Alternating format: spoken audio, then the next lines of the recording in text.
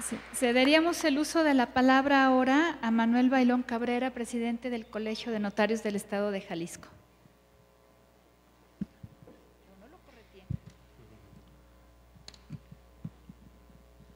Muchas gracias. Es muy gratificante que se permita al Colegio de Notarios del Estado de Jalisco participar en estas reflexiones sobre un tema tan importante como la Ley General de Contabilidad Gubernamental.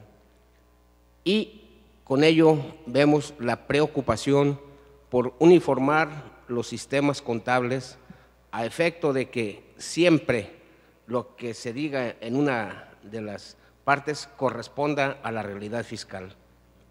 Es muy buena la intención. ¿Cómo vamos en esta tarea de los mexicanos?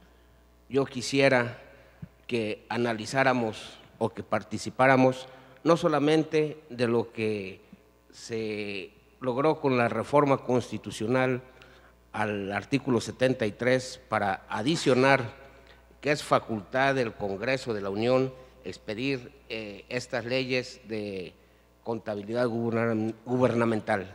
Y me preocupa ello porque sigo pensando, y con todo respeto lo digo, que seguimos en un país centralista, donde la federación lo es todo, donde las decisiones populares se toman en la Ciudad de México y se olvida a los estados de la federación, pero también se olvida a los municipios.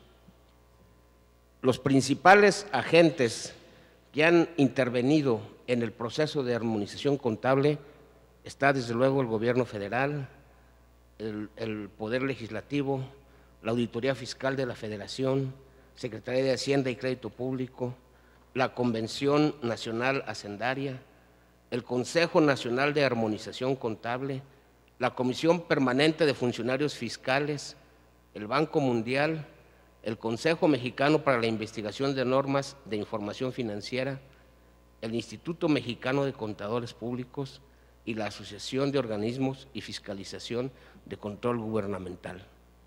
Sin embargo, esta perspectiva de incorporar a la Constitución Federal la facultad del Congreso de la Unión a expedir normas relativas a la armonización contable, se perdió o no tomó en consideración un mandato de la propia Constitución Federal. Nos estamos refiriendo en concreto, y esto lo sufrimos los notarios, al artículo 115 de la Constitución Federal. En ella se dice que los municipios administrarán libremente su hacienda. Libremente no quiere decir libertinaje, no quiere decir hazlo como quieras, simplemente ellos serán los que van a determinar la periodicidad, el gasto, la revisión, la información que deban dar y fundamentalmente cómo recabar esos tributos. Este artículo 115 constitucional dotó a los municipios de una libertad administrativa y financiera no reconocida por esta reforma a la misma Constitución.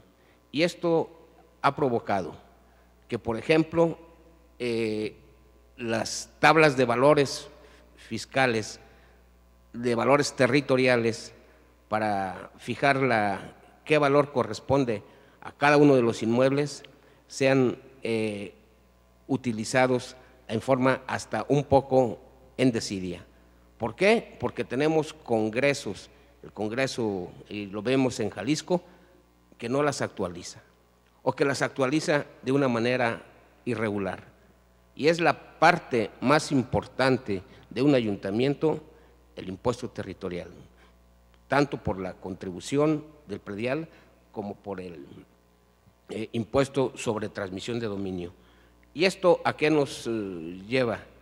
Hace un momento, cuando me dieron la oportunidad de platicar, rendí homenaje a don Valentín Gómez Farías, que precisamente él es el artífice del federalismo y de un federalismo financiero y tributario que no encontramos. Tenemos unas haciendas públicas estaduales deterioradas. ¿Por qué? Porque todo se maneja desde una perspectiva centralista.